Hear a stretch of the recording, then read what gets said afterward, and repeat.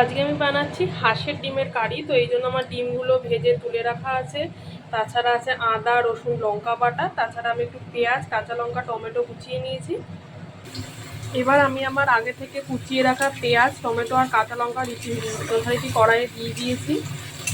এবার এগুলো একটুখানি ভালো করে ভেজে নিতে হবে। তাছাড়া এর মধ্যে আমি দিয়ে দেবো সামান্য একটু হলুদ গুঁড়ো। আর আমি আগে থেকে নুন দিয়ে দিয়েছি, তো আপনারা স্বাদ মতো নুনটা অ্যাড করে নেবেন। এবার আমি এখানে দিয়ে দিচ্ছি 1 চামচ মতো আদা, রসুন আর কাঁচা লঙ্কা বাটা। এটা আপনি আপনারা স্বাদ মতো দেবেন। আর ঝালটা, নুনটা আপনারা আপনাদের স্বাদ মতোই দিয়ে নেবেন। এবং দেখতেই পাচ্ছেন আমার মশলাতে টমেটো আর পেঁয়াজটা প্রায় অনেকটাই ভাজা ভাজা হয়ে গেছে এবং রীতিমতো টমেটোটা গলতে শুরু করে দিয়েছে। তো এবার আমি, আপনারা চাইলে স্বাদ মতো একটু চিনি দিয়ে নেবেন। আমি এবার এর মধ্যে ভেজে রাখা ডিমগুলো দিয়ে দেবো। এবার ভেজে রাখা ডিমগুলো নিয়ে এভাবে মশলাটার সাথে একটুখানি ভালো করে কষিয়ে নিতে হবে, যাতে ডিমের মধ্যে পরিমাণ মতো মশলা সব কিছু অ্যাড হয়ে যায়।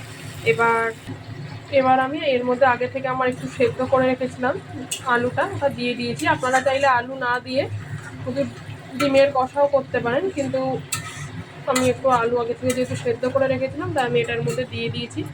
এবার এর মধ্যে কিছুটা জল দিয়ে আমি 5 থেকে 10 মিনিট এটাকে একটুখানি ভাপে আঁচিয়ে নেব। এখানে রেডি হয়ে গেছে আমার গরম গরম এগ কারি। তো তোমরাও বানাও আর অবশ্যই জানিও আমার এই রেসিপিটি কেমন হয়েছে।